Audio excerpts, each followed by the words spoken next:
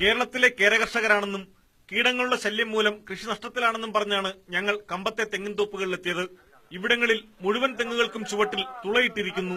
Aluminium phosphate എന്ന മാരക വിഷം വെക്കുന്നത് ഇതിലാണ്. വർഷത്തിൽ ഒരു തവണ ഒരു ഗുളിക വീതം വെച്ച് ചെളികൊണ്ടടച്ചാൽ ഒരു കീടവും ബാധിക്കില്ലെന്ന് മാത്രമല്ല, കരിക്ക് ദീർഘനാൾ കരിക്കായി തന്നെ നിൽക്കുകയും ചെയ്യും.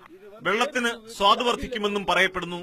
தென்னை மரத்துக்கு அந்த உள் மாத்திரையே வேறு எடுத்து தண்ணி மருந்து கட்டினோம்னா எந்த நோய் வராது, சூப்பரா காய்ச்சிக்கே இருக்கும்.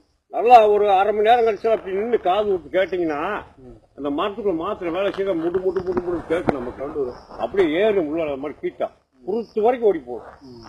ഒരു 3 മണി നേരം കഴിച്ച് പാത്തീங்கன்னா அந்த 35 വണ്ട് വിടും. വണ്ട് ഇരുന്നാ മേഖലയിൽ ഏറ്റവും അധികം പേർ ഈ വിഷം കഴിച്ചാണ് ജീവനൊടുക്കിയിട്ടുള്ളതത്രേ. വിഷം വച്ചാൽ 30 ദിവസത്തേക്ക് ആ തെങ്ങിലെ കരിക്ക് ഉപയോഗിക്കാൻ കൊള്ളില്ലെന്നും കർഷക തൊഴിലാളി പറഞ്ഞു. அதுக்குள்ள ஒரு பவர். அப்ப அது நம்ம வச்சுட்டு உடனே நம்ம சாப்பிட்டா நம்ம உடம்புக்கு அது அன்னைக்கு சாப்பிடக்கூடாது. அடுத்த 30 நாளைக்கு அந்த இளநீ சாப்பிடலாம், ஒன்றும் பிரச்சனை இல்லை. 30 நாள் கழிச்சு ஆட்டோமேட்டிக்கா அந்த இதெல்லாம் இருக்காது.